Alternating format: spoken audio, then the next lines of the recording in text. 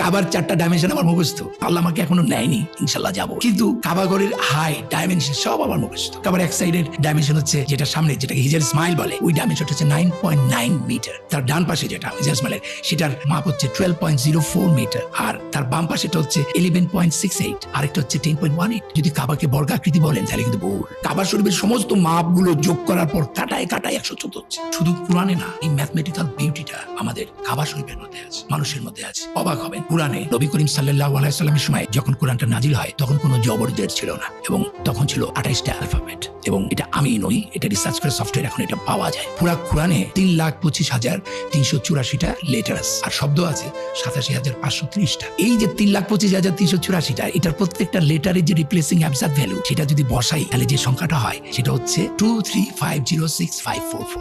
আর 6,236টা যে আয়াত আছে, প্রত্যেকটা আয়াতের আগে যে নাম্বারগুলো আছে, সেই নাম্বারগুলো যদি আপনি যোগ করেন, এই নাম্বারটা হয় 333,667। ইন্টারেস্টিং হলো, এই 23506,544 কে আপনি যদি ওই 333,667 দিয়ে ভাগ দেন তাহলে হয় 70.45 সামথিং, যেটা ওই সূরা আল মারিজের সমান নাম্বার, এবং যেটাকে 114 দিয়ে ভাগ দিলে হয় 1.618। গাইনের অ্যাবসার্ড ভ্যালু হচ্ছে 1000। তাহলে 50টা গাইনে দিক হলে তো আপনার গোল্ডেন রেশিও হবে না।